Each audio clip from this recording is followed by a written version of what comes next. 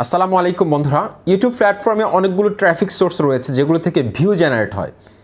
Suggested feature রয়েছে, তারপর YouTube search রয়েছে, তারপর এক্সটার্নাল সোর্স রয়েছে, ব্রাউজ ফিচার রয়েছে। এই যে ট্রাফিক সোর্সগুলো রয়েছে এগুলো থেকে কিন্তু ভিউ জেনারেট হয়ে একটা ভিডিও র্যাঙ্ক করে বা ভাইরাল হয়। তার মধ্যে সবচেয়ে শক্তিশালী যে ট্রাফিক সোর্স রয়েছে সেটা হচ্ছে যে সাজেস্টেড ফিচার, অর্থাৎ অন্য ভিডিওর নিচে বা আমরা যদি ডেস্কটপ মোডে দেখি সেক্ষেত্রে ডান পাশে যে ভিডিওগুলো শো করে একই রিলেটেড, সেই ভিডিওগুলো সাজেস্টে কীভাবে যায়, সাজেস্টে আপনি কীভাবে নেবেন আপনার ভিডিওটিকে। একটা ভিডিও যখন 10 থেকে 20টা ভিডিও সাজেস্টে চলে যায় তখন সেই ভিডিওটার মধ্যে আজীবন ভিউ আসা শুরু হয়। সেই ভিডিওটা কিন্তু আস্তে আস্তে কিন্তু ভাইরাল হতে পারে। সুতরাং আমাদেরকে অবশ্যই সাজেস্টে নেওয়ার জন্য চেষ্টা করতে হবে, নতুন চ্যানেলকে অবশ্যই সাজেস্টে নেওয়ার জন্য ওভাবে ভিডিও তৈরি করতে হবে। আজকের ভিডিওতে আমি আপনাদের সাথে শেয়ার করবো 5টি গুরুত্বপূর্ণ টিপস, যেগুলো অত্যন্ত গুরুত্বপূর্ণ। একটি টিপসও আপনারা মিস করবেন না, হয়তো একটি টিপস আপনার চ্যানেলকে বদলে দিতে পারে, র্যাঙ্ক করে দিতে পারে। আশা করছি কন্টিনিউ করবেন ভিডিওটি। আপনাদের সাথে রয়েছে তানিম খান, চ্যানেলটি সাবস্ক্রাইব করে দিন। যারা সাবস্ক্রাইব করেছেন অসংখ্য ধন্যবাদ। বন্ধুরা, প্রথম যে টিপসটা রেখেছে সেটা হচ্ছে যে আপনার যে কম্পিটিটর, যে ভিডিওটিকে আপনি টার্গেট করবেন, আপনার সেম কিওয়ার্ডের যে ভিডিওটি আপনি আপনার যে ক্যাটাগরির যে ভিডিওটি সাজেস্টে আপনি যেতে চাচ্ছেন, সেই ভিডিওটির যে টাইটেলটা রয়েছে সেটার 90% আপনি কপি করবেন। 90% কপি করে লাস্টে কিছু একটা অ্যাড করে দিতে পারেন, বাংলা লিখতে পারেন, ইন 2021, যে কোনো কিছু একটা অ্যাড করে দিতে পারেন।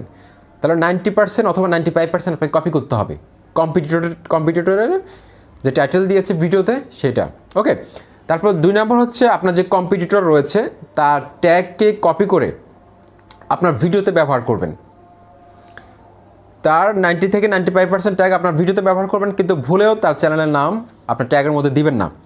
তারপর 3 নম্বর যে টিপসটা রেখেছে সেটা হচ্ছে যে কম্পিটিটর যে রয়েছে তার পাশের সাজেস্ট ভিডিওগুলো থেকে ডিফারেন্ট থাম্বনেল দিতে হবে।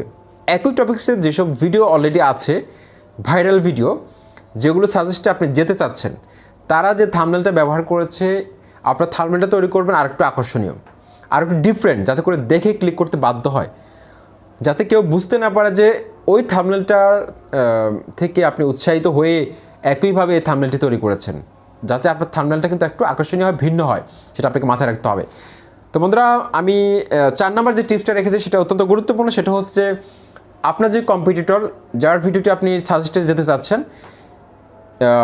তার থেকে আপনি 1 মিনিট অথবা 2 মিনিট অথবা 3 মিনিট বেশি ভিডিও তৈরি করবেন, দৈর্ঘ্য লেন্থের ভিডিও তৈরি করবেন। সে যদি 3 মিনিটের ভিডিও তৈরি করে, আপনি তৈরি করবেন 5 মিনিট অথবা 6 মিনিটের।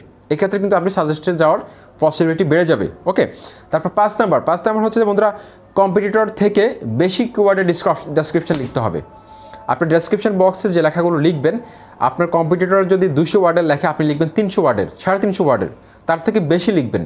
কিন্তু সেই ডেসক্রিপশন বক্সে যা দিয়েছে সেখান থেকে আপনি 95% কপি করবেন। তারপর আপনি নিজে অ্যাড করবেন আরও 10 থেকে 15%।